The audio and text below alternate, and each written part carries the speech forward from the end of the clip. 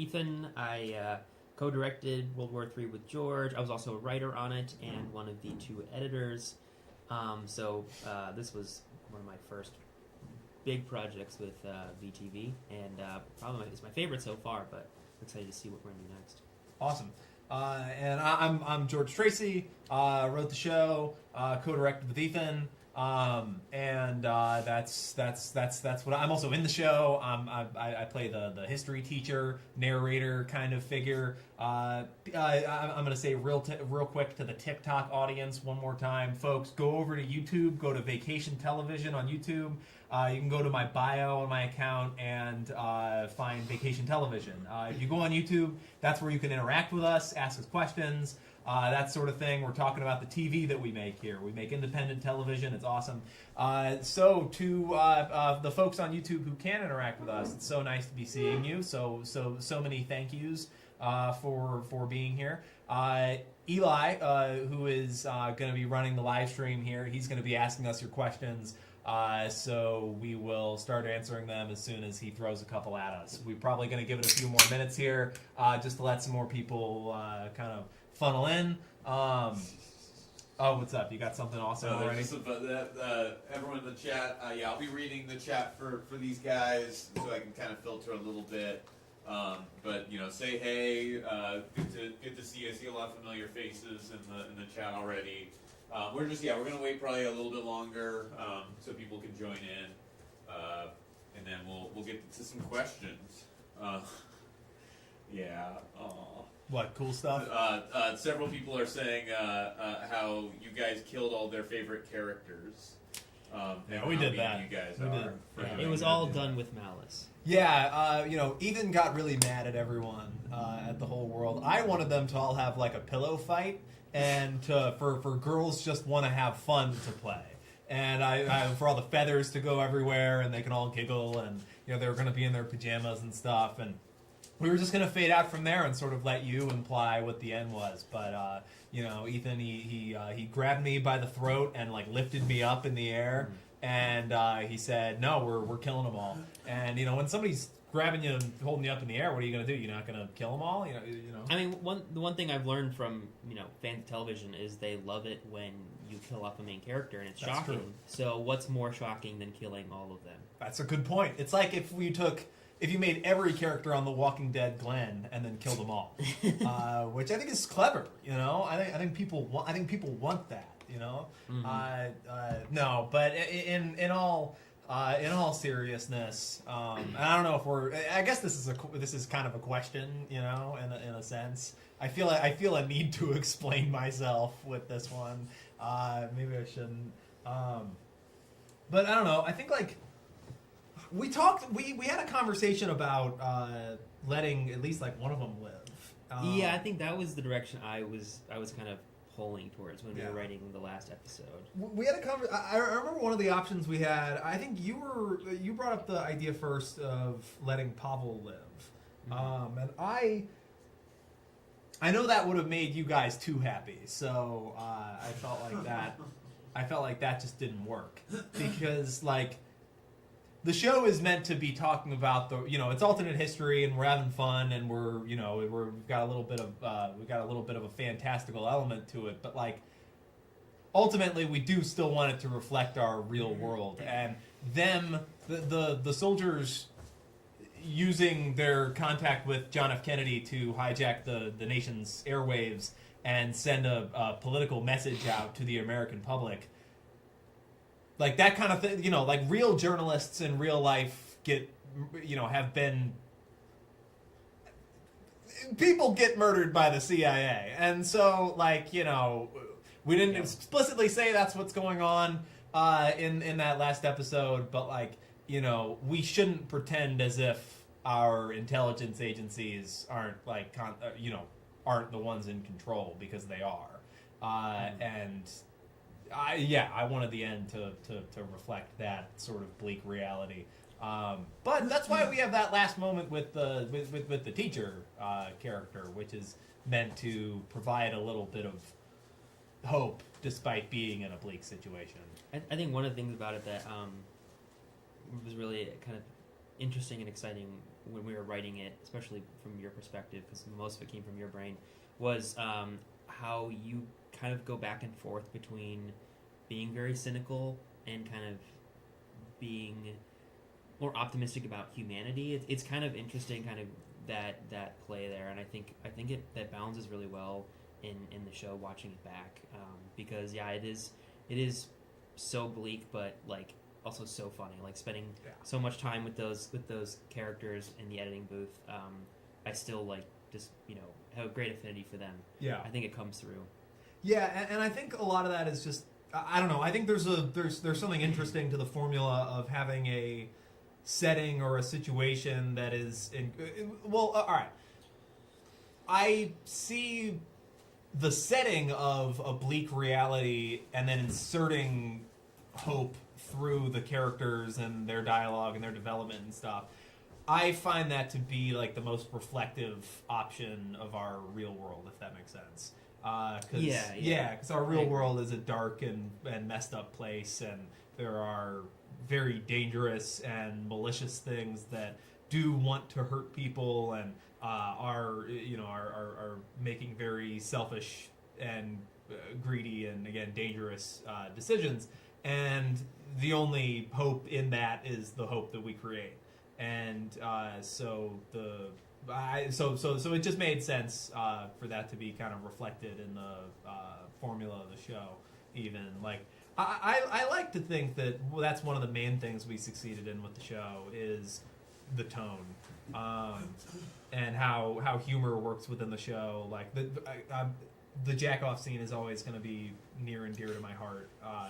Nobody, if you haven't seen the show, and if you're seeing it on TikTok, nobody jacks off in the show. People don't jack off in the show, unfortunately. But they talk about it. They sure talk about it a lot. Because I don't know, I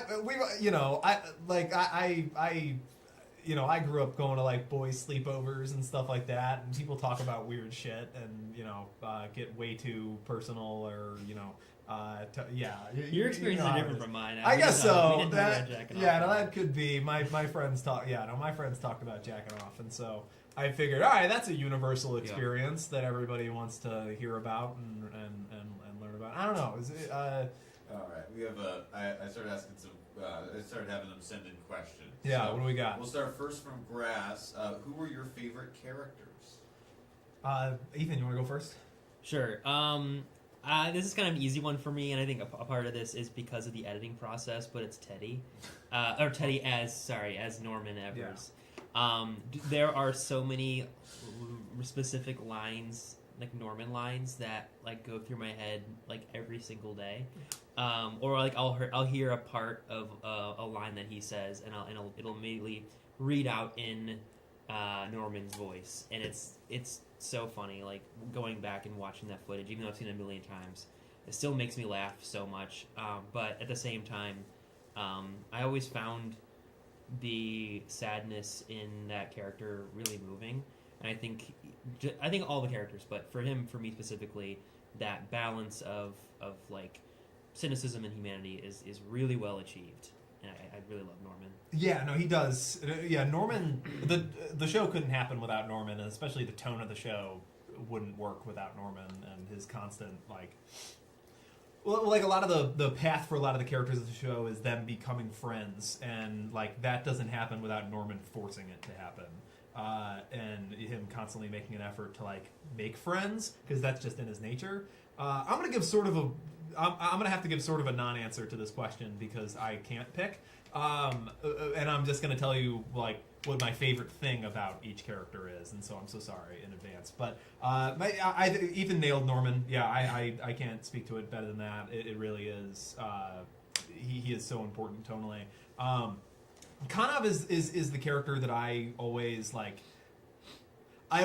tried to speak reason through Kanov in those scripts. And he's the one character. One time when I was talking to Nihal, the actor who played Kanov, that if there was one character I was going to make other media of, like if this was some sort of franchise or cinematic universe or something lame like that, I would make other media of Kanov, and it would be like comic books, and it would be his like overtly like heroic acts and like disciplined nature. I can see that. Like doing like special missions and like leading his crew and that sort of thing, fighting the Turks. For Pavel, I mean, of course, like Pavel, I already know is a fan favorite, and like Pavel was always written with the intention of sort of being a voice of like Gen Z in like I know Put that in the box. yeah, like being like sort of a voice of Gen Z in 1970, and in this like because I feel like for a lot of the generations above, like for Gen X, the Boomers, whatever, like a lot of them still think a lot of the things that are presented through a character like Clark, and so like the way that Pavel feels a lot of the time on the submarine, like you're not knowing how anything works, or just trying to desperately keep up with the direction of these seasoned professionals. That's how like I feel it works sometimes, just like at my job at like a restaurant, like when I'm working, surrounded by older people. Yeah. I was gonna say also about Pavel, and I like that connection with Gen Z because I feel like he's feeling the consequences of kind of all of the actions of the powers of the world and generations before him, and has I think the least amount of power and control over those things, and so like that sadness and desperation is that I think so much of us feel in current political climate is very present in Pavel. Definitely. I had one person tell me too that they really connected to Pavel through like the way that he shuts himself out from everybody and just sinks into his art, and like those moments where like he's giggling drunk and drawing and stuff like that, like he's desperately trying to connect with something because all these guys are so focused on their missions and their egos and whatever. And for Clark, like Clark is such a tragedy, obviously, and Clark at the end of the day, under like the wall that he puts up and the persona that he puts up, is a scared little boy who has been completely had his autonomy completely hijacked by the U.S. war machine. And a lot of like where Clark came from is, and something we worked with Corin so hard on, is like trying to capture. So I grew up in Indiana, and so we had Army recruiters at our high school constantly, and like it was, and I'm sure a lot of you will share this too. It was really normal for like once a week Army recruiters to come into the cafeteria while everybody was eating lunch and have dudes come up to the pull-up bar, and like dudes who don't have a lot going on in their lives, which was me too. I'm not judging, but like dudes who didn't have a lot going on in their lives would come up to the pull-up bar, and like they would do pull-ups while the Army recruiters would tell them about all the benefits of joining the U.S. Army and how if they're not doing very well in school, we have a different path for you. And I find that predatory and like extremely. I find that horrible. I think there are smaller ways that seeps into young American children as well. Like I remember when I was a little kid, there was definitely a phase I went through where I wanted to be in the Army or wanted to be a soldier or something. And like I think Clark is the goal with Clark was to get him to a point where you could watch his actions and believe that that's a kid you went to high school with, who didn't have a lot going on in his life, didn't have a lot of support systems, and threw all of that into the Army, and the Army washed his brain until he became the sort of malicious actor that you see in the show. It's kind of scary when someone says that your like childish rage and violent tendencies are right. Yeah, like that should tell you everything immediately. And so that would be, I know I didn't pick one, but all right. Mateo is my favorite son. Just because he is like, he really was meant. He was meant to do something different for each of the characters, but ultimately that was show all four of them what like a real desperate fighter looks like. And a lot of Mateo's like actions and his words in the show are what inspires Pavel to be able to like give that big monologue in episode 4, where he decides that he is going to fight. But he's not going to fight for nationhood or for his own personal gain or anything. He's going to fight so that fighting stops. And that's what Mateo does. Mateo is genuinely like fighting a fascist genocidal regime and is putting everything he has on the line. And he's disillusioned by it, but he keeps fighting nonetheless. And also, I love that character so much because even though you can tell that he's been through constant just horrible, desperate situations, he still has all of his empathy intact, or Yeah. it seems that way. Oh yeah. And I think the way he approaches all four soldiers really kind of shows that, and I think that's kind of miraculous for that character. Absolutely, his empathy being intact is everything, because it shows something that like a character like Clark doesn't realize, or a character like Kanov doesn't realize, that like both can exist at the same time. Yeah. Yeah, that would be my answer. One unbiased commenter said that they liked the Bosnian general. He was dope. They liked the Bosnian general. I wonder who commented that. One of the best generals, though. I hope everybody enjoyed the Balkan guys. Okay, to back up a little bit, I think the last big question was by the Pigeon, who's made all the great fan art. Oh God, your art is fantastic. It's very cool.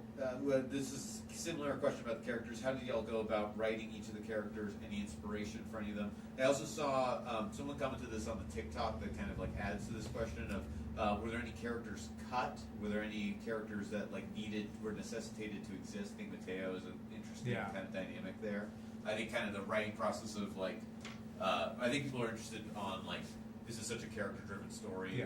What makes them exist? I think we should also not neglect the generals and Totally. the other funny kind of additions that came here and there. Yeah, absolutely. So like I've already talked to the inspiration of a character like Clark. I think that's I think that's one of the more obvious ones. I'll start with Kanov, because he was a character who more than anything we wanted to have a representative of like disciplined military dignity, I think is what I would call it. And because it's something that like a lot of the story revolves around Clark, and so a lot of the characters are written to counterbalance him, and Kanov was a lot of that. Like he and Clark are in a lot of ways opposites, and but in a lot of ways also the same. Like they are both just as loyal to their militaries, but Kanov is questioning his military. Like he a lot of his arc is him like learning to question them, and Clark is so far gone that he cannot. And so Kanov had to, or whatever character would become Kanov in those requirements, needed to be somebody who it would just be a shoo-in that he would be disciplined, and it would just be a part of his culture or whatever. And so like a Sikh man would just make sense in that sense of a big part of Sikh culture being military service and being like the way of the warrior and so on. Like that's why like the with a period in Indian military history like that kind of is sort of trying to line up with, or at least in our heads trying to line up with, and that's like the orange turban with the orange sash, because one of the things I do know in there is that orange is in India is seen as like the warrior color, or like the color of fighting. For Pavel, it was definitely that like we wanted to be able to show the effects of the genocide taking place while the show is happening, without having like the show revolve around like the battlefield in which the genocide is taking place, and like Russia where the genocide is taking place. And so a lot of and I don't mean to get too on the nose here, I guess I could just talk about like sort of what the genocide in the show is a metaphor of. I mean, I think if you've watched through the whole show, I think you know. But like there was this interesting thought of like, okay, so I'll say this part sort of explicitly because I think a lot of you know. I don't think this ruins anything, but like Germany in this show it's sort of fantastical that Germany is attacking the world a third time, and we can all acknowledge that, and it's in a lot of ways a metaphor for Israel and a lot of Israel's actions, not only committing a genocide against Palestinians, but also being given the green light and the money and the resources to do so by the American government, which that's a huge part of Germany within the show, is that they're a proxy and a puppet of America. And so their genocide is America's genocide, and if they're committing a genocide, that means Americans are complicit in it. And so it's so that is what was kind of intended between the juxtaposition of Clark and Pavel. That Clark, and it's acknowledged in episode 6 that like Clark is in part responsible for Pavel's suffering, and Clark, by being in the submarine with Pavel, is forced to confront that suffering and forced to confront the things that he's responsible for. And finally, Norman is meant to like remind us of a time of the past in which, like, you know, Norman's story is very tragic, but he also does have this heroic. He has a genuine heroic component to him because Norman's history of fighting is him fighting the Nazis. He's fighting, like, he has this pure understanding of, like, he has this sort of old-fashioned sense of good and evil that is deeply flawed, but it is I do believe is good-spirited. I think that gives as quick of an answer I can as to the inspiration for the characters. Yeah, and I would say kind of on a larger level, like a meta level, when we were kind of developing them really early on, I think one thing we kind of did, both consciously and unconsciously, is kind of taking these tropes that are so common in like, I guess, war or military-based movies and TV shows, and kind of pushing them to the extreme. I think we always want to have 4 soldiers. Yeah. And then kind of picking those archetypes and then going as far as we could with them. And then when building their characters up, I think what we were really looking for are the interesting contrasts in each one that would give us the most interesting friendship dynamics and conflicts. But each one is kind of like an extreme version of, you know, characters that I've already loved and am fascinated and wanted to dive deep into. I mean, Pavel is very much like the scared, you know, poor kid who's kind of dragged into it. Very much kind of feels like someone that could have been out of Saving Private Ryan. Totally. You know, Teddy is our goofy Captain America. You know, Clark feels like straight out of Apocalypse Now, and I feel like Khanov could have come out of any Tom Clancy book. Totally. Totally. That's a great way of a hardcore military general. And so, just kind of bringing the comedy into how absurd those stereotypes can be, and then finding those interesting little character niches that would make them interesting or make them interesting to watch. Yeah. I think like of course there's like the obvious math there from the first episode of like you have a British, you know, it's 1970, you have a British man, this loud, angry British man, and then this sort of defensive but dignified Indian man, and they immediately, you know, the same way that you have the American versus the Russian, you know, those are set up and then they go in a direction that you might not expect. And you were very much including their historical, their country's histories into the character. And I think in a way I really liked and made developing the characters really easy. In a lot of ways, the basis of each character is kind of the history of their nation. Mm-hmm. Like, I had a long conversation with all 4 of them just about the history of the nation we're trying to portray. Like, with Clark, there was this idea that we spoke about the United States as a large, intimidating metal husk that is cold on the outside, but if you dig deep enough, there is a warm beating heart inside of there somewhere. And I see that warm beating heart in America as the people who are fighting against injustice and fighting to help people or to have the government serve the people and things of that nature. While, you know, the outside still is like, you know, you can't deny that Donald Trump is president. And you know, on that same note, Norman has this kind of undignified existence of being a remnant of a once great empire that is now kind of a servant of the United States, of like the big imperialist machine. And Pavel being a result of Russian mismanagement of government and overreach, of attempting to control the largest, about half of the largest landmass on the planet. It's insane. And you know, the result of that is suffering and someone like Pavel's life.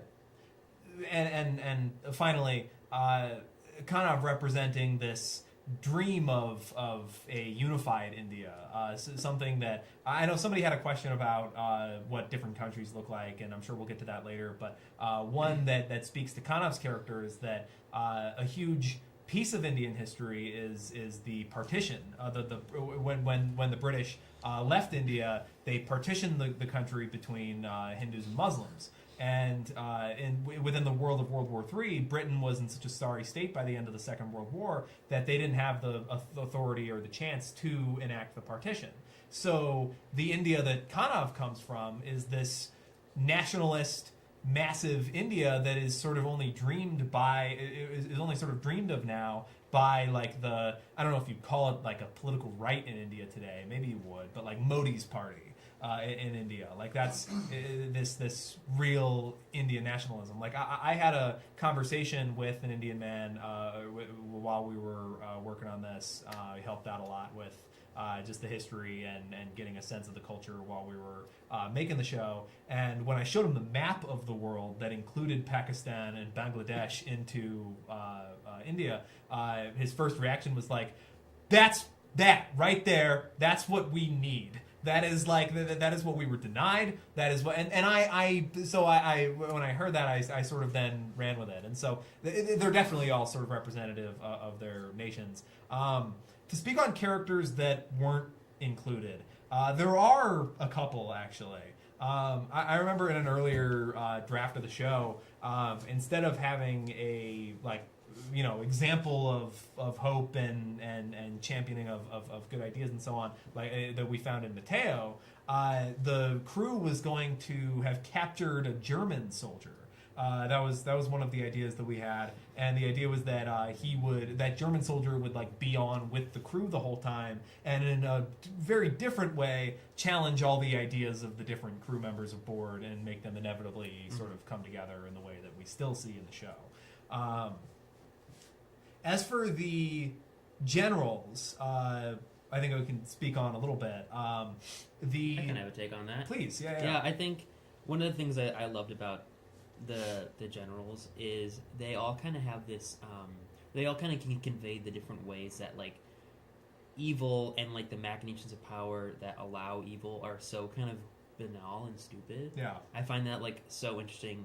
I mean, just the utter gluttony of like the British general just not caring at all about the world falling down around him. Well, he's got all of his sausages and his beans in his face, and of course the Americans who are like running the military like it's a stock market. Yeah, and then the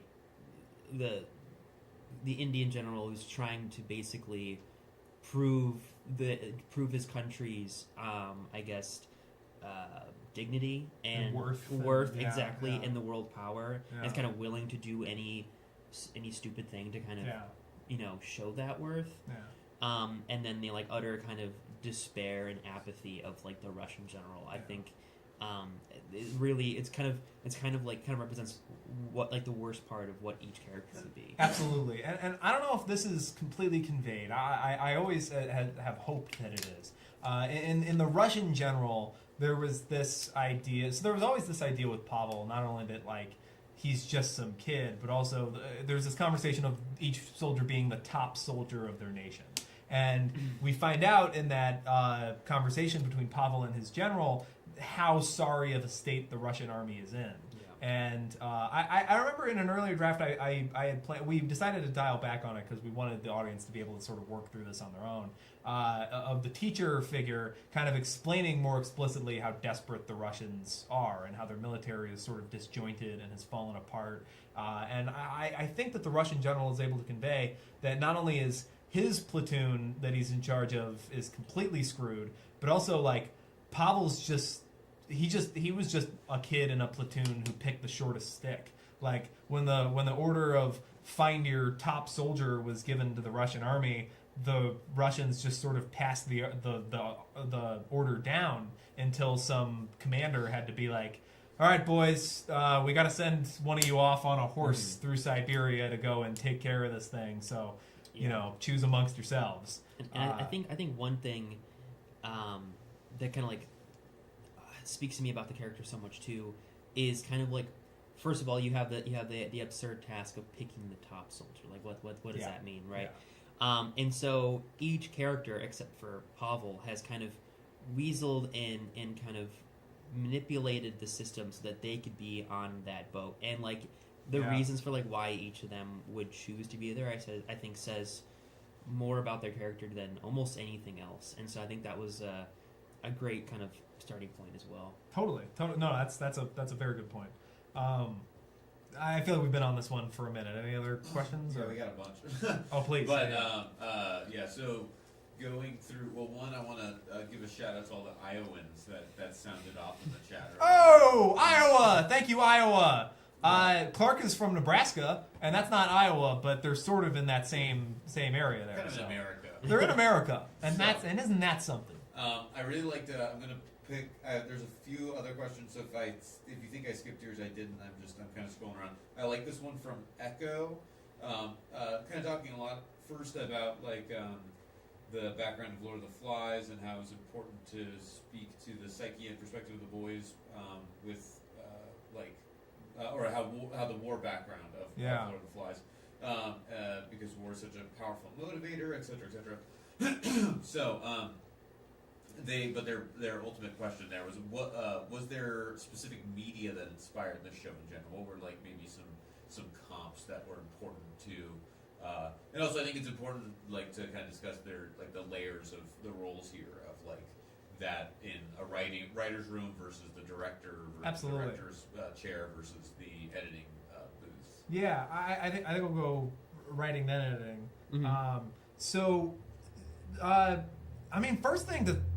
First inspiration, honestly, and I know this sounds weird, Star Trek, like the original Star Trek TV show, and a lot of that is just like how the characters interact with the ship and with the submarine specifically, because it is fantastical. Like, you know, we don't talk about it a lot in the show, but like 4 guys are running an entire submarine.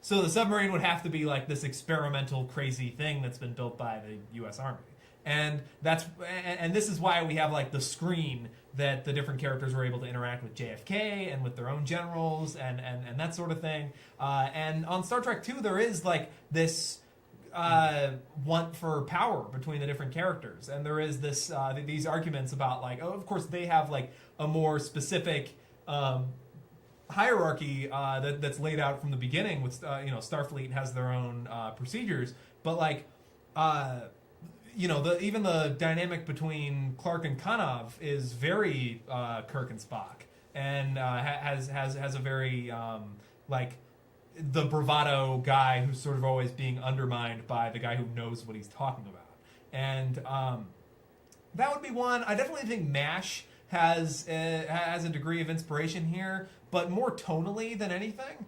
I mean, of course, like we have like the look of the cameras and like the even some of the color grading, that sort of thing. But most of all with MASH, I would say it's in the tone and the way that like there's this thing that Hawkeye says at one point in MASH where he talks about how the people in this war, because they're in Korea. The people in this war are dying faster than we can save them, and we still continue to try to save them. And I like to think that that's a similar place that we try to land on by the end of World War III. The A-Team too is something that I always had in mind, of like the idea of the turnkeys as being this cool, awesome team. Ethan, if you want to take over from there, I'm gonna run and go to the bathroom. Yeah, absolutely.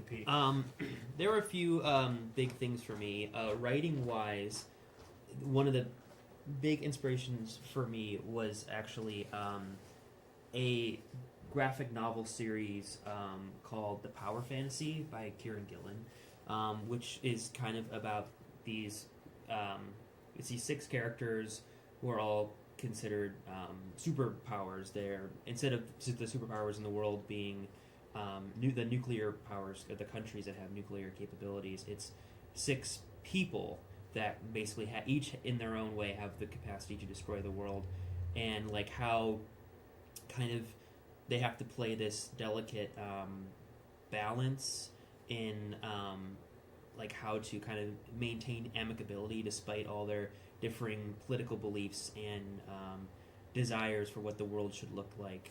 It's like a superhero book if no one was allowed to fight, and it's really interesting. I would say directorially and editing wise, I was really kind of going for something like Crimson Tide, which is one of my all-time favorite like military movies. Just the tension of being stuck in a metal tube underground, and you have the capability to basically end the world, and like what that kind of pressure would do to people, especially to like the chain of command, or when you have a bunch of people who want to do the right thing, but don't agree on what that is. I think that's a really powerful film that I really was thinking about a lot. And then I don't really know how to quite say this in a way that makes like it's a complete linear thought of like inspiration, but it was in my mind a lot kind of throughout the whole process of it. Is Battle of Algiers, just kind of like that desperate kind of like fight for freedom, and the nastiness, the complicated aspect of it, the people on the ground. I think that was always in my head when also considering these four kind of unstable people in this stupid propaganda mission. It's like, we have to recognize kind of like, what in our real world, like what really matters and what is just kind of showboating. And I think that's kind of what we were going for in the show. Yeah. Last things I'd say here is just they'll show The Man from U.N.C.L.E. is definitely one. Especially just in the way we do like the generals and the people who are controlling Clark, the way that they constantly have a hand in the pie. And then finally, two Stanley Kubrick movies. One, Paths of Glory, and finally the big one, Doctor Strangelove, is a huge inspiration to this whole thing. Just in like how we talk about the governments and the decisions that they make. Those would also be, if you're interested in watching some of these comps, those would be two big ones. Yeah, absolutely. What pasta shapes do you think the turnkeys would be? That's a great question. That's fantastic. Now we're getting really creative. I think we can agree that Pavel's macaroni. Yeah, Pavel's macaroni. Yeah, easy. I would call Kanov's bow tie. Kanov is bow tie. Norman, I feel like Norman's spaghetti. It's a classic, It's like it's a little silly. It's a little silly. When I think of spaghetti, I think kind of silly. Specifically, like angel hair spaghetti. Like angel really, hair, yeah, a really thin one. Yeah, I could see it. And then Clark would be like SpaghettiOs.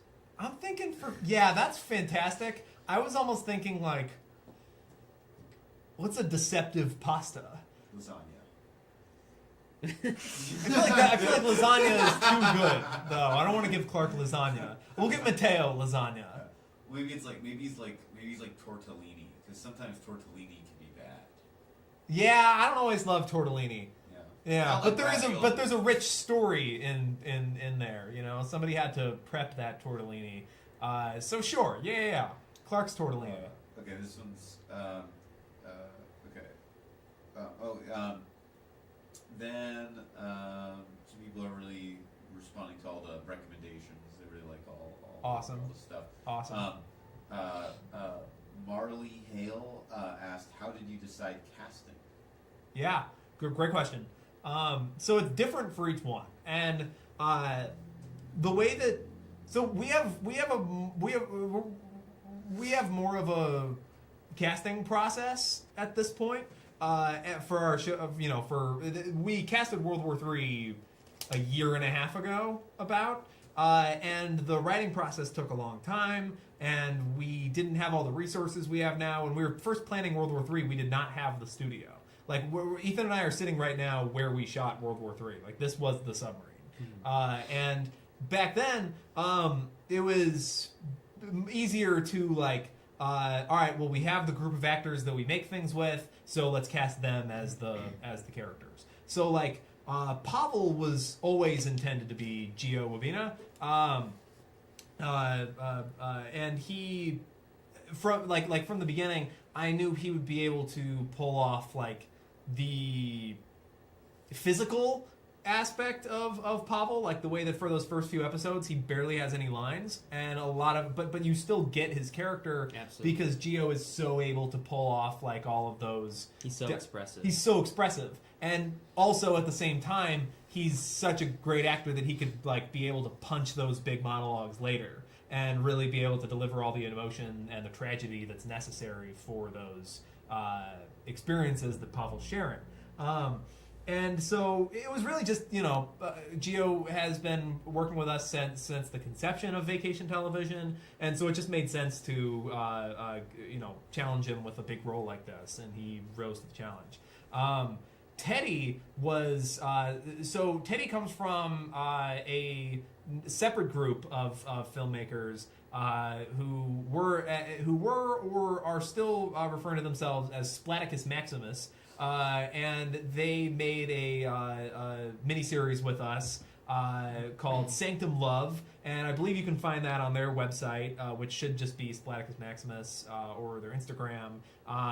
We'll shout them out more directly in the future. But we made the show with them, and Teddy was in it, and several of our actors were in it, and Teddy was just so extreme, and he did such weird things with all of his lines. There's one moment where in that show he's concerned that somebody's gonna wander into the apartment and sleep on their couch, and then he never was given this direction, but he goes I don't want some nomad coming in and just taking a rest on our couch. And so he just said all those lines so weird and so intensely, and so we're like, that's Norman. That's the guy who can pull off this insane British man. And that's why those lines, so many lines from the show, are stick in my head so well, is because no matter how many times you've read it on the page, he's gonna say it in the weirdest, most hilarious way possible. Yeah. And I think that's it's so perfect. He's so good at that. Yeah, and he implies so many things about Norman that aren't able to be talked about in the show. Just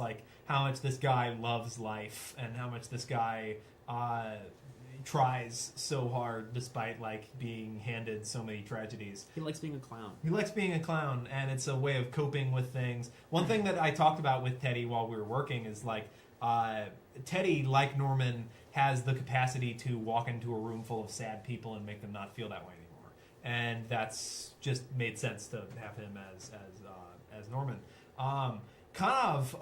So Nihal helped to write the show. He was initially part of the original writer's room, and he was kind of a voice of consulting for me throughout the whole writing process. And so he was also really helpful in connecting all of the important cultural points with Kanov, because it's just something that is just outside of my frame. I don't have the personal experience, and so at a certain point, originally Nihal was going to help and find a different actor, but as we just went forward, we just decided that he was the guy for the role, and so we went forward with it. For Clark, so some of you may be familiar with some of our earliest shows. One of those early shows that we did on Vacation Television was called Hartwell, and Corin was on an episode of Hartwell. He came on and did this experimental theater piece where he took his jacket off, revealing his just bare torso, and he would do this crazy contortion along with music and a monologue delivered by a friend of his who played the Russian general in episode 3, Elijah Walter, and Corin. He was just so compelling in that piece, and he was so emotional. But then on a different part of the episode, we did this silly game show moment where the host of the show gathers some folks who were participating in the variety show, and he had them all play this game where they were supposed to take a pen and a paper and draw a device that could end racism. And Corin, his device was like, it was like a mind control thing where like you put on a helmet, and if you think a racist thought, there's a gun attached to the helmet and it just shoots you. And so, and he was so cute, and he was so funny, and he was so nice about presenting his idea that would shoot racist people, that like the two together, it was like the range of this guy is what is needed for Clark in this moment. I will also say, like, when we first started working with him, I first met him. We were talking to him about like a few scripts and stuff.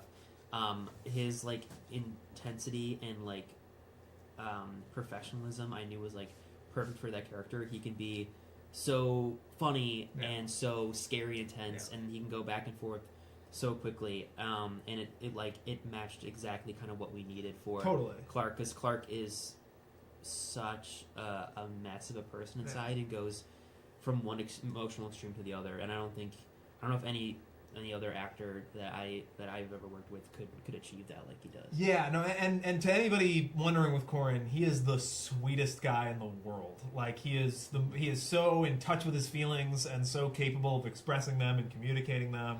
And so to play Clark was a tremendous challenge for him. That I remember he enjoyed a lot of aspects of that a lot.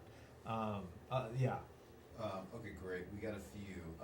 This one I'm going to ask only to Ethan because I think it's funnier. Okay.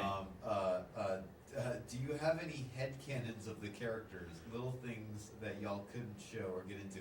Because I think whatever George had a lot more say, and so I think Ethan's headcanons are far funnier.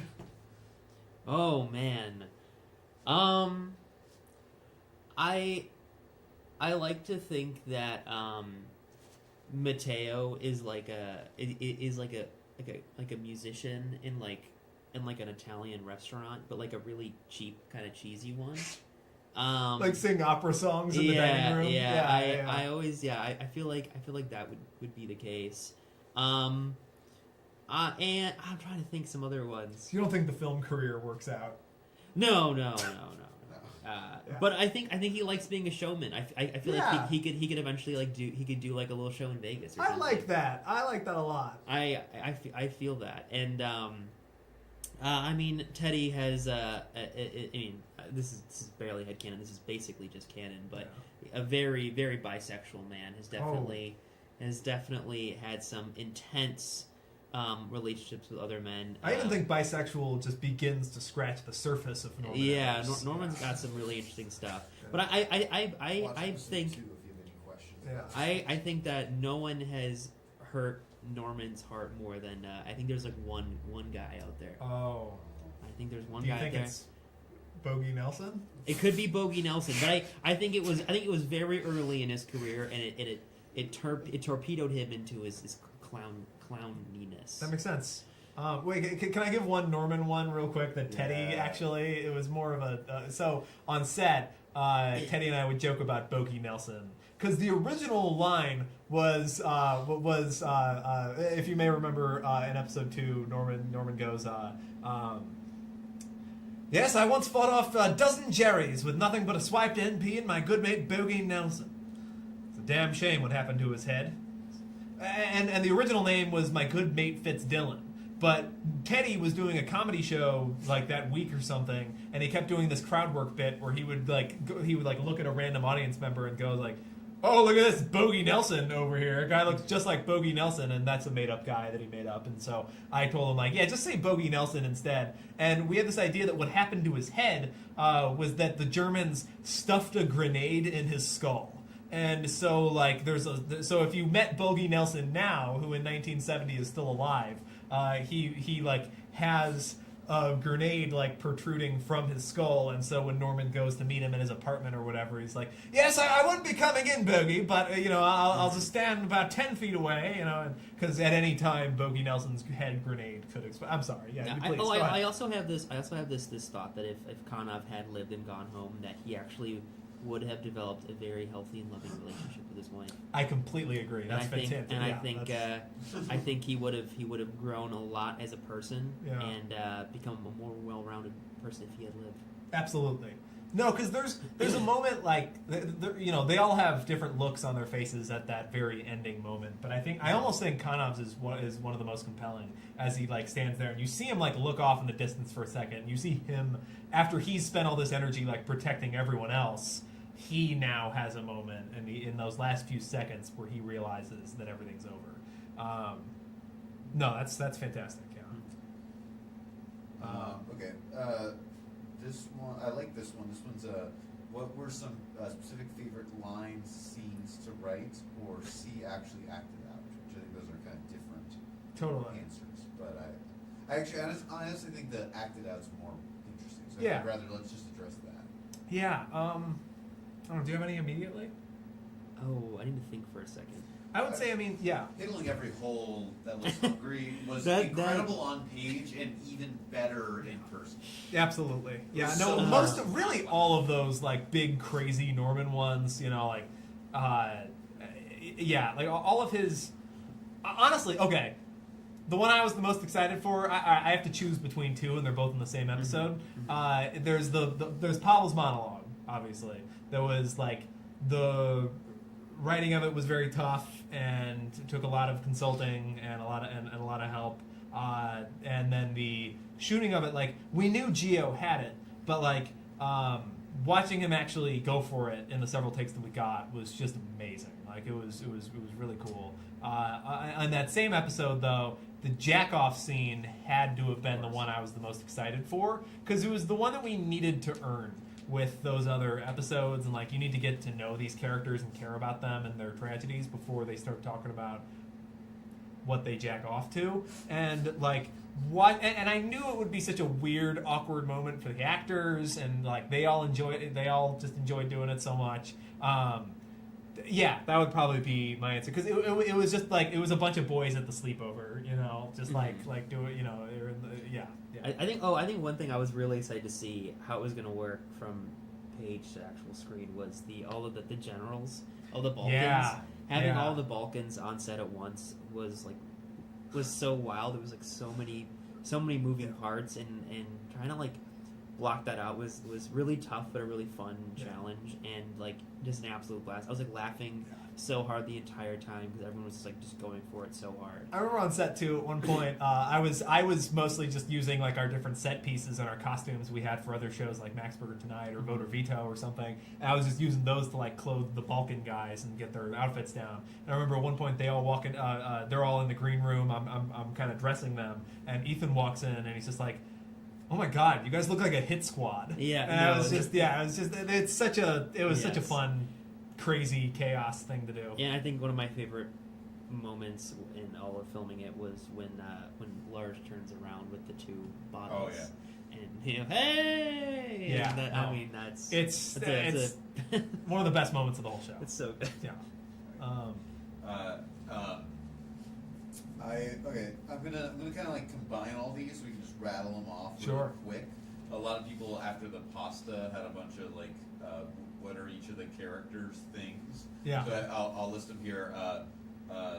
Song, gender identity and sexual identity, and minor struggles like lactose intolerance, etc. Awesome. So I think those are the three. Got it. Okay. So songs. I listen to a lot of music while writing, and with World War III, it was particularly a lot of Pink Floyd.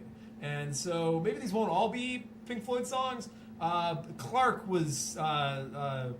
in my head, the song I would match up with him was Dogs off the Animals album. That just made sense to me. I feel like that one's pretty obvious.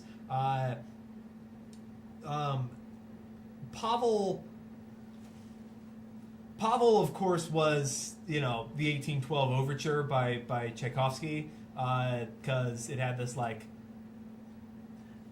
There's this explosion that happens in that song, but you have to wait a long time to get it, and that is what sort of lined up with Pavel in my head. With the other two are harder. I don't know if you'd have Songs would be too hard. Yeah. I think character stuff. I think Kanov, like this is little quirks. Yeah. Kanov, I don't think would ever step on a crack in tiles. I agree. Yeah. I think Clark hates doing the dishes and will avoid it at all costs and lie and he'd be like the worst roommate in the world. Like, Absolutely. He would just never do the dishes. He just really, really hates that. Honestly, I think the only good roommate would be Kanov.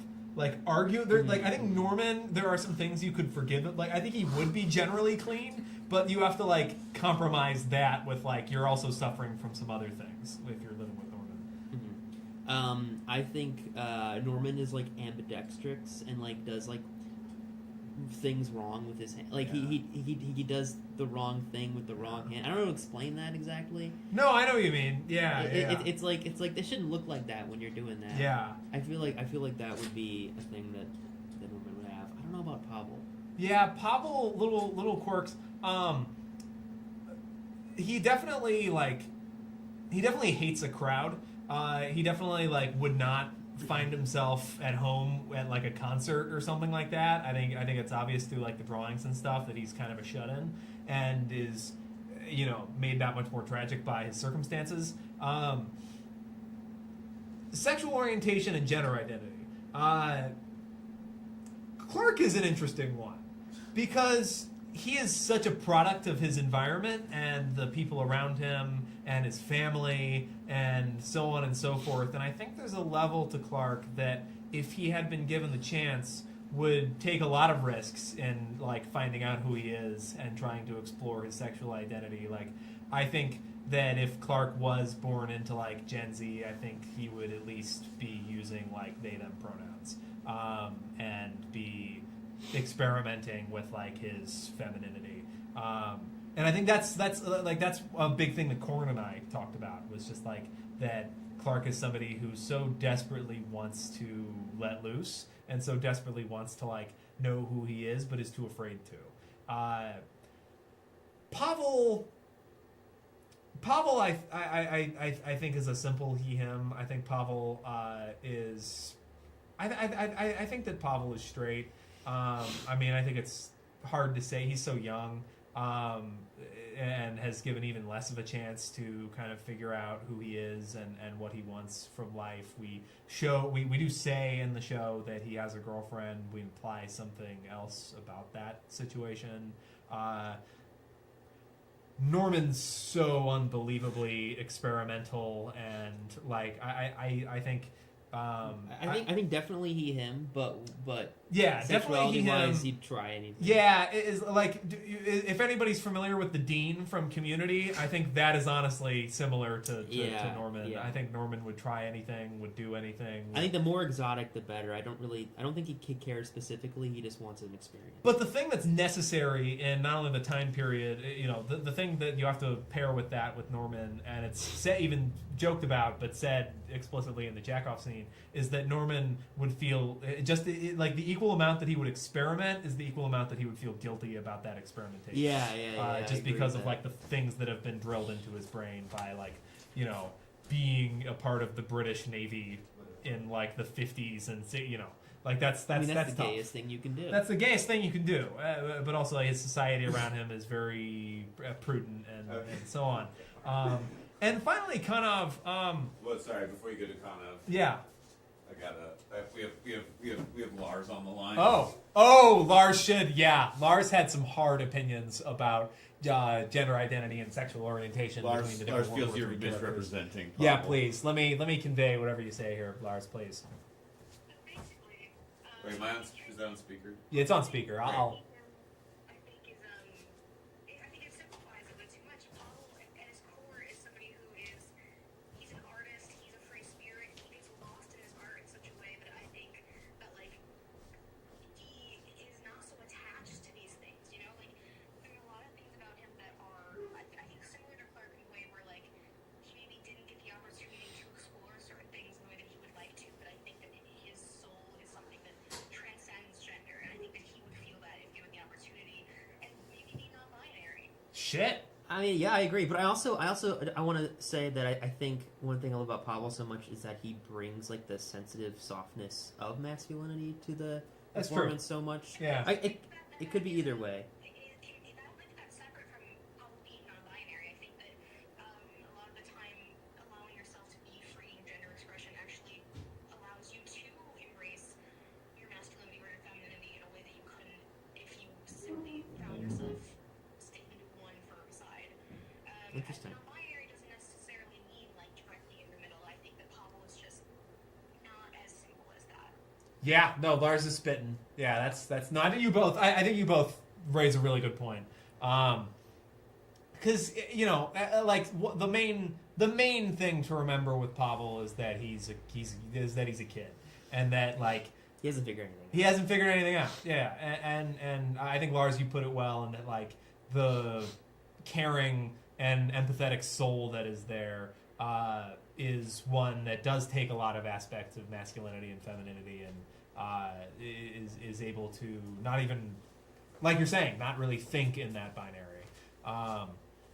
And finally, Kanov is a straight man, as far as I can, as far as I'm able to really work through it. I mean, I think you kind of got something going on with Clark. definitely he has some things going on with Clark. I don't think it goes beyond psychosexual. I agree. Yeah, like there's definitely like a leaning on each other and an intimacy that can be gained from sexuality. But I do think that like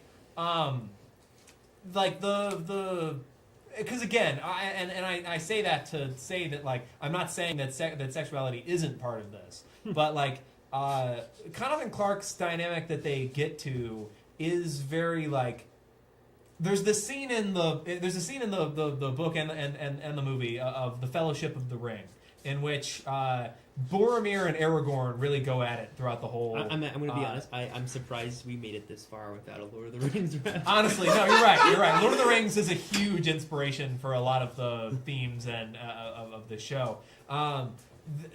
There's like Aragorn and Boromir. They go at it in their political disagreements a lot throughout their moral disagreements and their political disagreements, and they reach this point where, and I love the way they do it in the movie so much, where when Boromir makes that ultimate sacrifice, Aragorn takes a moment to like hold him, and they have the beautiful and tender moment in which there is no like, because again I say that like you can achieve some of these things through sexuality, but like there's this kind of non-sexual moment between Boromir and Aragorn where Aragorn holds him tenderly and ensures to him that like, you know, even though you are going to die right now, I'm going to carry on these important things that you believe in, and I'm going to make sure that like our people don't suffer and die and aren't oppressed, and you can rest peacefully knowing, and you can trust me. And that's the important thing here, is like the intimacy of that trust, that you can trust me to carry on the mission of Gondor,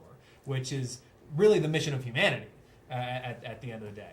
And that is so important to this show too, is like that those tender moments can happen between people who at least present themselves as kind of masculine figures. Because I think it's something that like one thing we wanted to convey to young men watching this show, and to everybody watching this show, but to young men who may be confused or may feel discouraged from being open with their emotions and may feel like being vulnerable is being weak, is that is very much not the case. And that, like we said earlier, the two things can exist at once. Like, you can be a sort of tough or like protector type, and that doesn't have to be like the macho ideals that are presented by like a John Wayne type.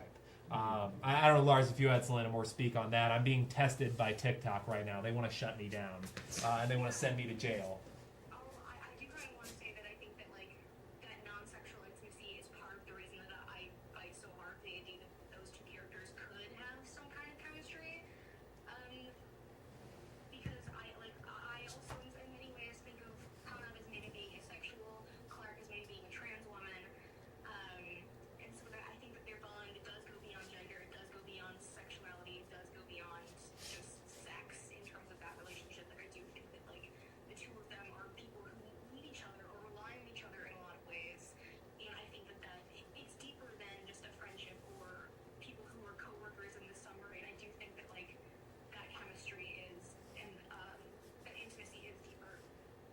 That's a fantastic read. No, that's a great. That's a great take.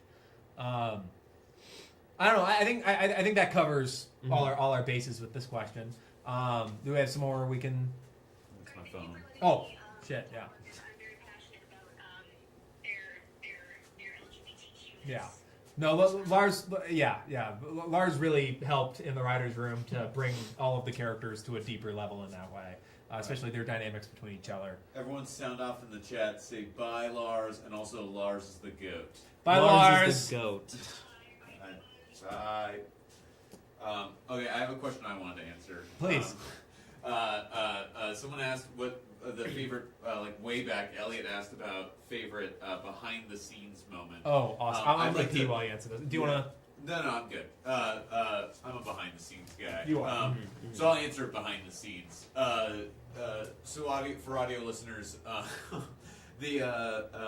think this, like in retrospect, was my favorite, but on set was obviously maybe perhaps the worst part of like a very long and exhausting shoot. You may not know this. We shot all of this within 1 week. Yes. Because several of our actors were living in different places. 3 in days, the country. actually. Yes, we filmed everything in 3 days. We had like a week to, if you want to add in the rehearsal days, which were sure. obviously required for this 3-hour play.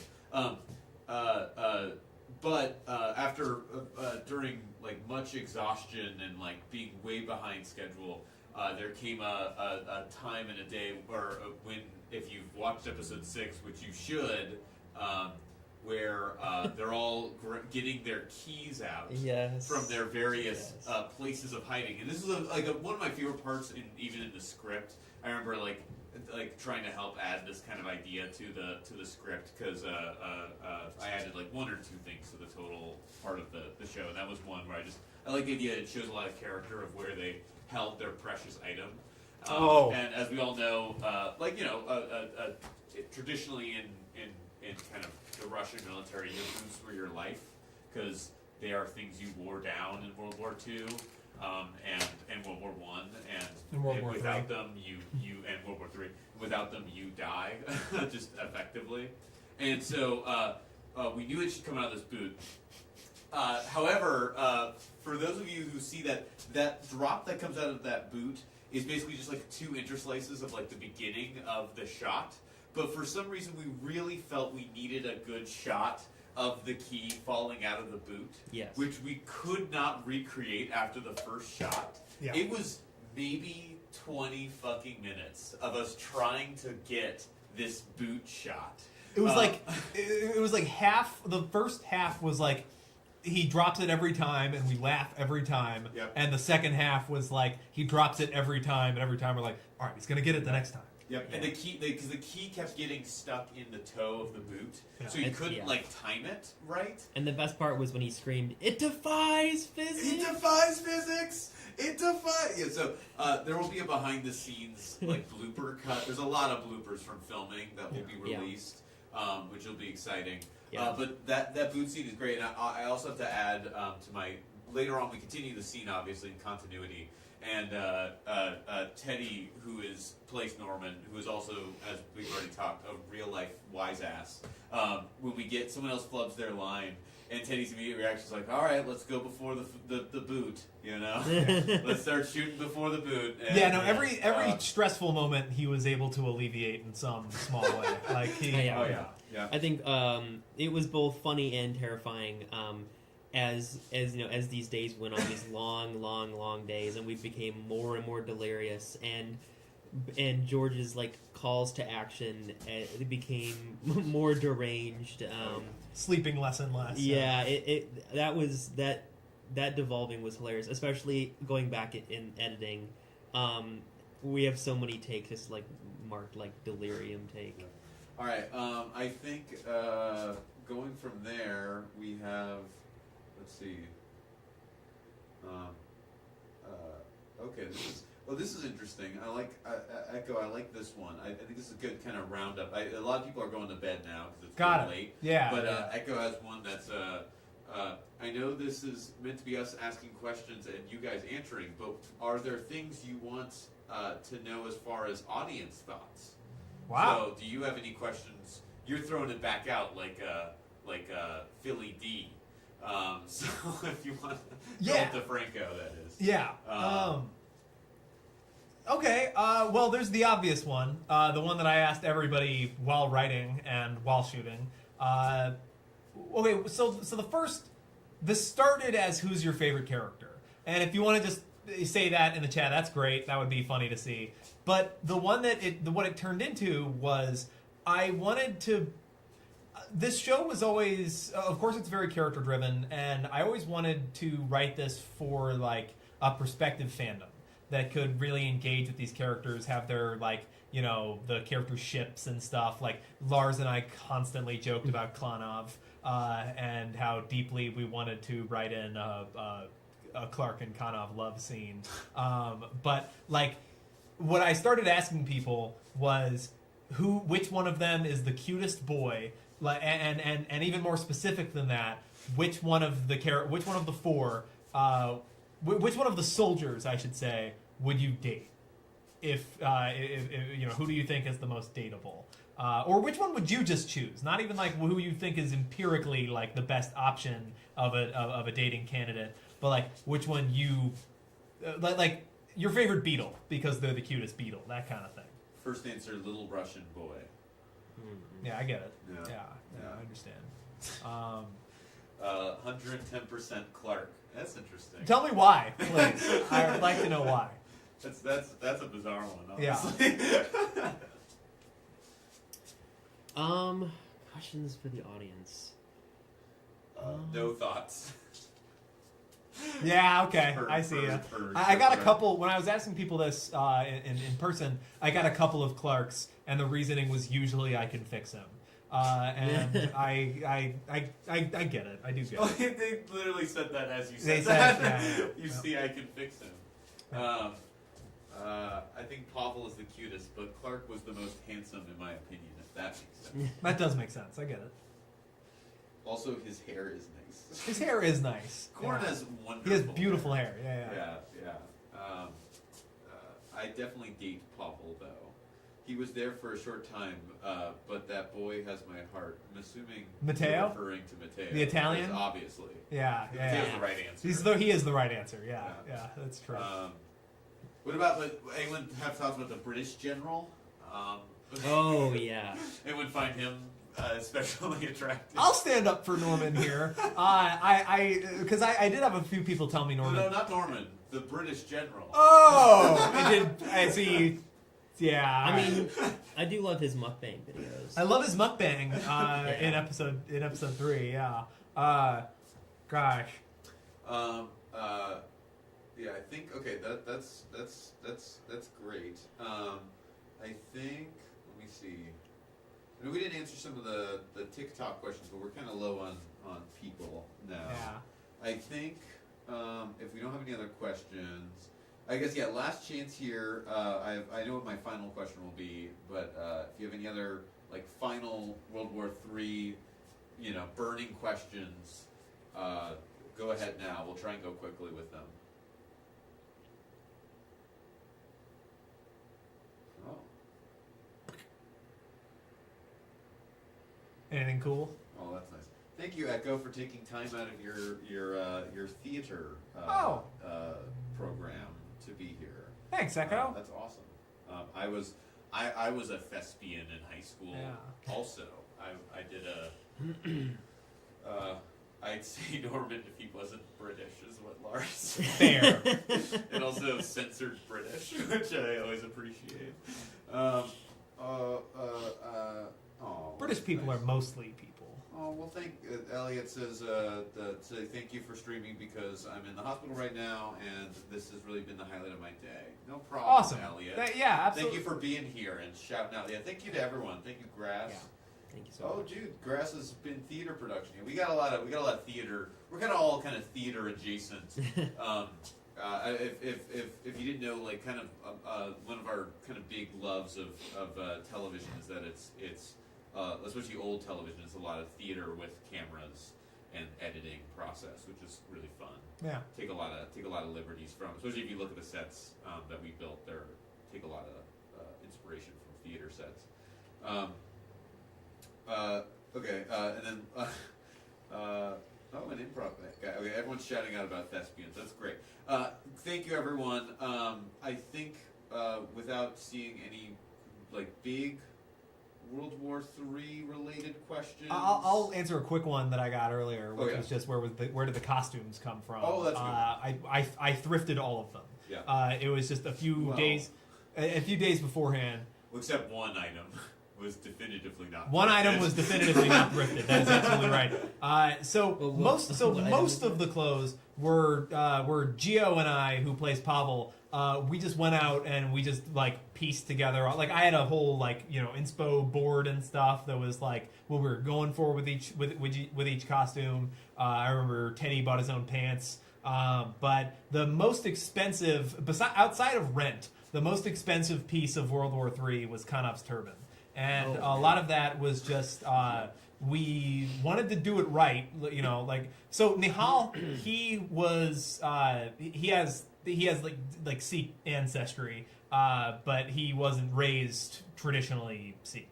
And so if he were to go to his family, some of them may know how to know how to do that, but he wasn't confident in his ability to do it, which was totally fair. And so we were able to he was able to find this guy who was up north, who completely knew how to do it. But it was like almost $300 for him to go up there. Yeah, we split the cost. It was just him going up there, and he and Ben, who runs all of our audio, Ben Foster Fibby, the two of them went up and they sat there for like 2 hours while this guy like fully did the wrap around his head, while Nihal just kind of basically pitched the show to the guy, which and that's where they had this good conversation about like orange being the color of the warrior and that being kind of perfect for Kanov's character,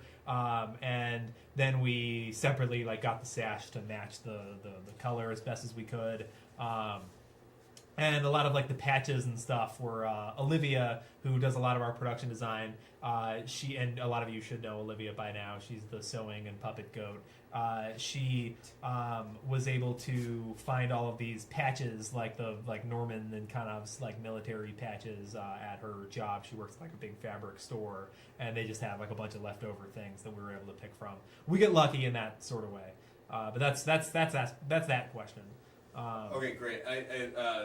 Fantastic. Everyone is surprised at the $300 price tag. It was like one of those hard things because it's like it's a religious piece, and like any disrespect to the amount of money is hard because obviously we're using it for not religious reasons. Exactly. But like it's you don't want to be disrespectful to anyone. So it's always like also like it's hard to bargain there about is it. a technique to tying a Sikh turban. It is hard, and when you see like an older Sikh man who has like a very well done, well tied turban, he ties it every day, and he's been doing it like every day for his whole life. Yeah. So like it would have taken Nihal and I a very long time to do it ourselves, not the amount of time that we had. He lives in New York, and so we only had so much time with him here in Chicago. So. Everyone else just saying kind of goodbyes and appreciations to us. Thank you all for saying everything. You guys are the best. Thank you so much for being here. Thank these you. Questions and engaging. This has been very cool for us. Elliot, I'm so sorry. We did cover why we decided to kill all of them. You'll have to rewind the stream. It's kind of the first question we kind of addressed. I know you're very sad about it. Okay, I think the last question will be from the TikTok community. Are we getting back to Stardew? Which I'm asking so we can clip it. Yes, we are getting back to Stardew. We're going to be playing more Stardew Valley here on Vacation Television. Once we have a date picked out, I'll start posting about it on TikTok. The Vacation Television TikTok will start posting about it. And we'll get our whole team in here, and we'll have more fun playing Stardew Valley. Hopefully, I can do my best to stay on task and run my farm in a way that gets me to the next level. I hear that I can get high in Stardew Valley at some point. There's like psychedelics with the dope wizard with the Rasmodius. who I have mixed opinions on because I don't like what he does to the little fruit men. And I don't know what's going on in Stardew Valley. I'm gonna have a word with him. But yes, we will be getting back to Stardew Valley. Don't you even worry. Well, hopefully you also come out with not just the next schedule for the one, but also a schedule of ones after that, so we kind of have a consistency. Yeah, we can try and get like a regular time going for you guys that we can get on and play with it. All right. Thank you all for chatting with us today. We'll do another one soon. I'm gonna walk. You're gonna hear me get quieter as I walk towards the booth. And now I'm in the booth. And now, one final goodbye. Bye, everybody.